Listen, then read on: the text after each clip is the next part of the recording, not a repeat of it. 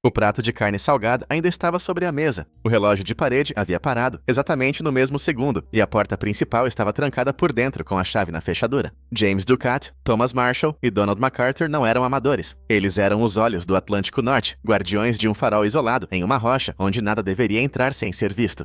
Só que em 26 de dezembro de 1900, o farol estava operando sozinho. As lâmpadas brilhavam limpas, mas os três homens haviam simplesmente evaporado da existência. E é aí que a coisa fica estranha. No cabide, os casacos impermeáveis de dois deles ainda estavam lá. Nenhum faroleiro escocês sairia para o penhasco em dezembro sem proteção contra o gelo, a menos que algo os tivesse forçado a correr em um estado de pânico absoluto, o que poderia ser tão aterrorizante a ponto de fazer homens treinados esquecerem a própria sobrevivência básica. Mas não para por aí.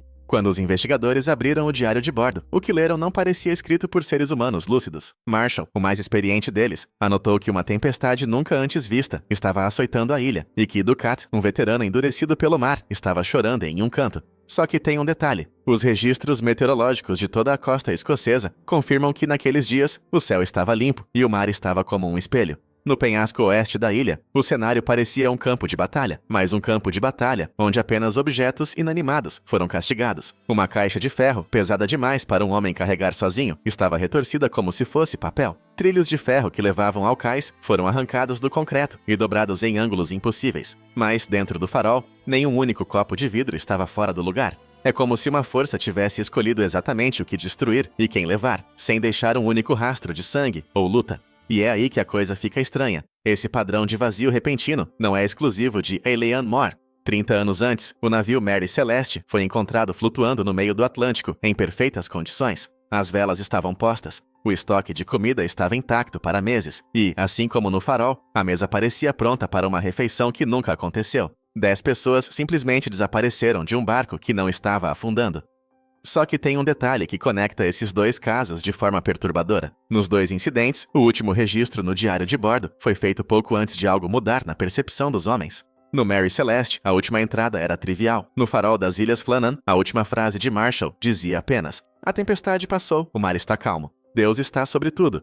Mas não para por aí. Se a tempestade nunca existiu nos registros meteorológicos, o que exatamente Ducat e MacArthur estavam vendo pela janela do farol? Se não havia vento soprando lá fora, porque os homens agiam como se estivessem no fim do mundo? A resposta pode estar em algo que o ouvido humano não consegue captar, mas que o cérebro sente como uma facada: o infrassom. Quando o vento sopra de uma maneira específica contra as cavidades das rochas vulcânicas de Eilean Mor, ele gera ondas de baixa frequência. É um som que você não ouve, mas que faz seus órgãos internos vibrarem e desencadeia um pânico biológico incontrolável. E é aí que a coisa fica estranha. O infrassom é conhecido por causar alucinações visuais e auditivas. Isso explicaria por que veteranos endurecidos viram uma tempestade onde havia calmaria e por que choravam desesperados. Em um estado de psicose coletiva induzida pela própria geologia da ilha, os três faroleiros podem ter corrido para fora da torre, fugindo de monstros que só existiam dentro de suas cabeças. Só que tem um detalhe. Se eles correram em pânico, por que um deles teve o cuidado de trancar a porta por dentro e o outro deixou seu casaco no cabide? O pânico costuma ser caótico, não metódico. E esse mesmo silêncio mortal, que precede desaparecimentos, foi relatado em outros lugares malditos, como o Triângulo de Bennington, onde pessoas simplesmente somem de trilhas marcadas, sem deixar um único grito para trás. Mas não para por aí. Existe uma teoria ainda mais sombria, que envolve o que os marinheiros escoceses chamam de o Sétimo Cavaleiro. Uma onda solitária e gigante, capaz de surgir em mares calmos e varrer tudo o que encontrar pela frente. Se o mar estava calmo nos registros, como explicar os trilhos de ferro retorcidos a 30 metros acima do nível da água? A ciência moderna conhece isso como ondas vagabundas. Paredes de água massivas que surgem do nada, sem aviso, mesmo em dias de céu azul. Um único golpe dessa montanha líquida teria força suficiente para arrancar 3 homens de um penhasco em um piscar de olhos, sem dar tempo de um grito ser ouvido. Só que tem um detalhe. Se uma onda dessa magnitude atingiu a ilha, porque o interior do farol estava intocado? Porque a comida na mesa não foi derrubada pelo impacto da vibração? Esse mesmo paradoxo aconteceu com o MV Joita em 1955. O navio foi encontrado adernado no Pacífico, com as luzes acesas e os rádios sintonizados no sinal de socorro, mas sem uma única alma a bordo. Assim como nas Ilhas Flannan, o barco não estava afundando. Algo simplesmente fez com que todos pulassem na água por vontade própria. E é aí que a coisa fica estranha. No caso do Joita, os botes salva-vidas sumiram, mas no farol, os homens nem sequer pegaram seus casacos. É como se eles tivessem sido escolhidos por algo que não precisava abrir portas ou janelas. Se não foi a água e não foi o som, o que restou foi a paranoia. Alguns sugerem que um dos faroleiros, Donald MacArthur, conhecido por seu temperamento explosivo, pode ter tido um surto psicótico, matado os outros dois e se jogado no mar. Mas não para por aí. Se foi um assassinato seguido de suicídio, como ele trancou a porta do farol, pelo lado de dentro, antes de desaparecer no oceano. As Ilhas Flannan não eram chamadas de As Sete Caçadoras por acaso.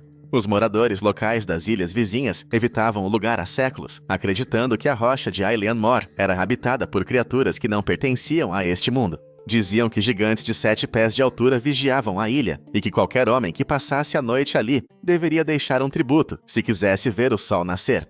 Para os marinheiros da época, os 3 faroleiros não foram levados pelo mar, mas sim recolhidos pelos antigos donos da terra. E é aí que a coisa fica estranha. Quando a equipe de resgate chegou, eles relataram uma sensação opressiva de estarem sendo observados, mesmo com a ilha tecnicamente deserta. Pássaros que normalmente faziam ninhos nos penhascos haviam sumido, deixando um silêncio que parecia não natural.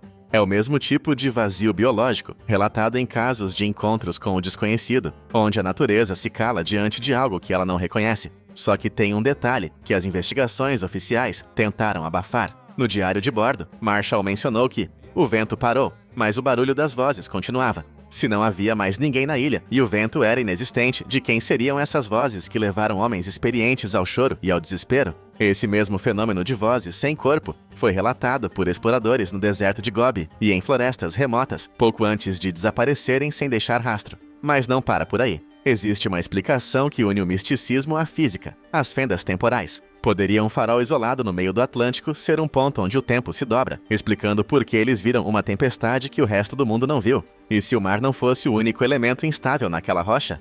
As Ilhas Flannan estão situadas sobre uma zona de fortes anomalias magnéticas que fazem bússolas girarem sem controle e aparelhos de rádio falharem.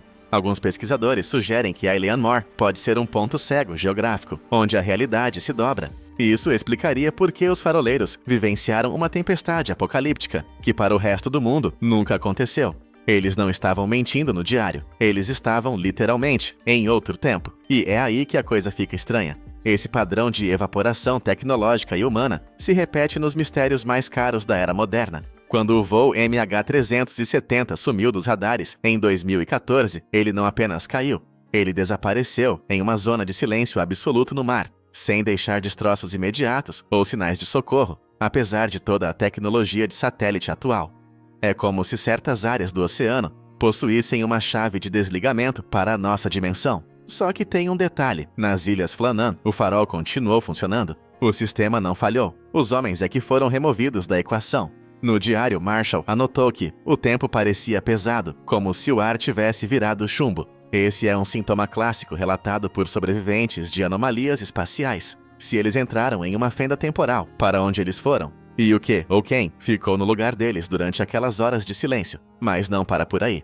Existe um detalhe ignorado nas autópsias psicológicas dos faroleiros. Um deles, James Ducat, tinha avisado a esposa antes de partir que sentia que algo ruim o esperava naquelas ilhas. Seria premonição ou ele já conhecia o segredo sombrio que o farol escondia? Existe um conceito no folclore náutico que faz qualquer marinheiro veterano tremer: o doppelganger. Dizem que, em lugares de isolamento extremo, o próprio ar pode criar cópias de quem está ali. Se você vê seu colega parado no convés, mas sabe que ele está dormindo na cabine, o fim está próximo. No farol das Ilhas Flannan, o diário mencionava vozes de pessoas que não estavam lá. Seria possível que os faroleiros não estivessem fugindo de uma tempestade, mas sim de si mesmos. E é aí que a coisa fica estranha. O fenômeno da autoscopia é um surto psicótico, onde a pessoa vê a própria imagem fora do corpo. Em um ambiente fechado e trancado por dentro, 3 homens podem ter entrado em um colapso mental em cadeia, vendo substitutos ocuparem o espaço da pequena torre. Se um deles viu a si mesmo parado do lado de fora, no meio do nada, o pânico seria absoluto. Só que tem um detalhe: se eles pularam no mar para fugir de visões, quem foi que voltou para a mesa e terminou parte da comida? Os investigadores notaram que o prato de um dos homens estava quase vazio, enquanto os outros 2 estavam intocados. Isso sugere que, após o evento que levou os 2 primeiros, alguém ainda teve a frieza, ou a loucura, de se sentar e comer antes de também desaparecer. Mas não para por aí. Se existe algo na ilha capaz de imitar a forma humana, as lendas sobre os 7 caçadores ganham um peso biológico assustador. Poderia um predador desconhecido ter se infiltrado no farol, mimetizando os guardiões até que não sobrasse nenhum original, e se o farol não fosse apenas uma torre de sinalização, mas o centro de um vórtice magnético invisível. Existem pontos na Terra onde o campo eletromagnético é tão instável que pode causar distorções na percepção da massa e do tempo. Nas Ilhas Flannan, o Diário de Marshall descrevia o ar como pesado, um sintoma comum em áreas de alta ionização. Nessas condições, o cérebro humano entra em curto-circuito, mas a física sugere algo pior, a desintegração ou o transporte de matéria. E é aí que a coisa fica estranha. Esse fenômeno de vórtices é frequentemente associado ao Triângulo das Bermudas, onde navios e aviões somem sem deixar destroços. Se as Ilhas Flannan funcionam como um portal geológico, os 3 homens podem não ter caído no mar. Eles podem ter sido simplesmente deslocados. Isso explicaria por que a porta estava trancada por dentro. Para o observador externo, eles sumiram, mas para eles, talvez o farol é que tenha desaparecido. Só que tem um detalhe: se eles foram vítimas de uma anomalia física, por que o óleo das lâmpadas e o mecanismo do relógio continuaram funcionando perfeitamente? O magnetismo costuma destruir aparelhos mecânicos e elétricos. No entanto, tudo em Island Moor estava em ordem impecável, como se o ambiente tivesse sido congelado para a preservação. É o mesmo padrão encontrado em casos de abdução ou encontros de alto nível, onde o tempo parece parar para a vítima, mas corre normalmente para o resto do mundo. Mas não para por aí. Existe um relato de um navio que passou pelas Ilhas Flannan dias antes da equipe de resgate chegar. Eles afirmaram ter visto as luzes do farol acesas, mas viram 4 vultos no topo da torre, e não 3. Se eram apenas 3 faroleiros na ilha, quem era a 4ª silhueta observando o mar na escuridão? Quem era a 4ª sombra projetada contra o vidro da lanterna? O relato do navio Fairwind, que passou pelas ilhas dias antes do resgate, é o ponto onde o mistério deixa de ser um acidente e se torna uma anomalia. Se havia apenas 3 homens escalados para o serviço, a presença de uma 4ª silhueta sugere que o isolamento de Island Moor foi rompido por algo que não veio pelo mar. E é aí que a coisa fica estranha. Na parapsicologia, existe o conceito de intrusos dimensionais, entidades que aparecem em locais de grande estresse emocional ou isolamento geográfico. Se Marshall, Ducat e MacArthur estavam em colapso, eles podem ter aberto a porta para algo que os observava do lado de fora da nossa percepção. Esse 4º vulto não estava lá para ajudar, ele estava lá para substituir. Só que tem um detalhe: quando a equipe de resgate entrou no farol, eles sentiram um frio que não vinha do inverno escocês, mas sim das paredes. É o mesmo fenômeno, relatado em pontos frios de alta atividade paranormal, onde a energia térmica é sugada para manifestar algo. Se os 3 faroleiros foram consumidos por essa presença, o jantar deixado na mesa não era uma refeição interrompida, mas sim o resto de um banquete onde os próprios homens eram o prato principal. Mas não para por aí. Se houve um intruso, ele deixou uma marca física que os investigadores oficiais tentaram esconder por décadas. Escondido atrás de uma das vigas de ferro da lanterna, foi encontrado um entalhe recente na madeira que não fazia parte das marcações de manutenção. Era um símbolo antigo, usado por marinheiros nórdicos para fechar o caminho de volta. O entalhe na madeira não era um erro ou um acidente, era uma runa de proteção, mas estava invertida. Para quem conhece o ocultismo nórdico, aquele símbolo não servia para manter o perigo fora, mas para selar quem estava dentro. Alguém no farol, em seus momentos finais, tentou impedir que algo saísse daquela torre, ou talvez tentasse garantir que as almas ali presas nunca encontrassem o caminho de volta. E é aí que a coisa fica estranha. Na época, muitos faroleiros pertenciam a fraternidades de marinheiros que misturavam tradições cristãs com rituais de proteção antigos. Se um dos homens acreditava que o farol tinha se tornado um portal ou um ponto de infestação, ele pode ter sacrificado os outros, e a si mesmo, para conter o mal. Esse tipo de sacrifício de contenção é um tema recorrente em arquivos ocultos que a Marinha Britânica prefere manter sob 7 chaves. Só que tem um detalhe: se houve um ritual ou um selamento, por que os registros oficiais foram tão rápidos em culpar uma onda gigante?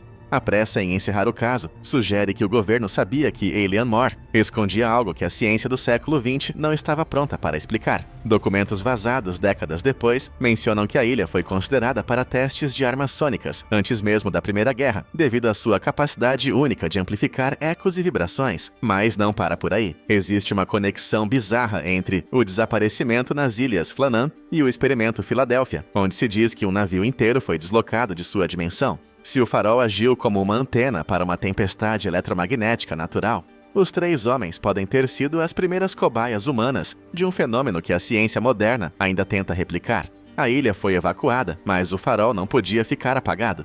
Novos faroleiros foram enviados para ocupar o lugar dos desaparecidos, mas o que eles encontraram não foi apenas solidão. Relatos nos diários de serviço dos anos seguintes mencionam ecos temporais, o som de 3 pares de botas subindo as escadas de metal, quando todos os guardas estavam sentados à mesa, ou o choro abafado de um homem vindo de um quarto vazio. É como se a energia do pânico de James, Thomas e Donald tivesse ficado impressa nas próprias pedras da torre. E é aí que a coisa fica estranha. Esse fenômeno de gravação residual acontece em locais onde o trauma foi tão intenso que rasgou o tecido do tempo. Se eles foram levados por uma fenda ou um vórtice, talvez uma parte da consciência deles ainda esteja tentando completar o turno de trabalho. Em 1901, um dos novos guardas pediu demissão imediata após afirmar ter visto Marshall parado no topo da lanterna, olhando para o mar, mas sem rosto. Apenas um vazio escuro onde deveria estar a pele. É você, Satanás?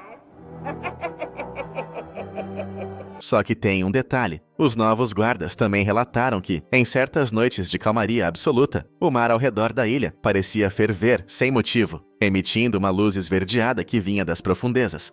Esse mesmo brilho foi relatado por pilotos que sobrevoaram o Triângulo das Bermudas e áreas de testes nucleares. Estaria a base de Ailean Mor conectada a algo que vive no leito oceânico, usando o farol como uma espécie de para-raios para se alimentar de energia humana? Mas não para por aí. Se os homens não morreram, mas foram transformados ou levados, o que aconteceu com o objeto que um dos guardas encontrou enterrado na areia da Enseada Oeste anos depois? Era uma placa de identificação de metal, mas o nome gravado nela pertencia a um faroleiro que só seria escalado para trabalhar ali 50 anos no futuro. Mais de um século se passou, e a rocha de Ailean Mor continua guardando seus mortos, ou seus desaparecidos. Nenhuma ossada foi encontrada, nenhum pedaço de tecido flutuou até a costa, e a Marinha Britânica nunca reabriu o caso. A explicação oficial da onda gigante permanece como uma farsa conveniente para cobrir um evento que a ciência acadêmica não consegue rotular, sem admitir que as leis da física são, na verdade, muito mais frágeis do que gostaríamos de acreditar. E é aí que a coisa fica estranha. A placa de identificação encontrada com uma data futura sugere que o farol das Ilhas Flannan não é apenas um lugar de morte, mas um ponto de convergência. Se James, Thomas e Donald caíram em uma dobra temporal, eles podem estar, neste exato momento, olhando para o horizonte de um ano que ainda não vivemos. O silêncio do farol não era o fim da história, mas o som de uma porta se fechando entre duas eras. Só que tem um detalhe. Esse não é o único objeto que apareceu onde não deveria. Ao redor do globo, mineiros e arqueólogos encontram martelos de ferro fundidos em rochas de milhões de anos e engrenagens mecânicas dentro de templos intocados há milênios. A humanidade está tropeçando em relíquias que provam que o tempo não é uma linha reta, mas um emaranhado de erros e interferências. O mistério das Ilhas Flannan foi o nosso primeiro vislumbre de que o universo pode esquecer pessoas em fendas da realidade. Mas o que acontece quando o erro é físico e você encontra a tecnologia do futuro enterrada nas cinzas do passado remoto? Existem objetos que não deveriam existir, peças de metal e cristal que desafiam a cronologia da evolução e sugerem que não somos os primeiros, e nem os únicos, a caminhar por aqui.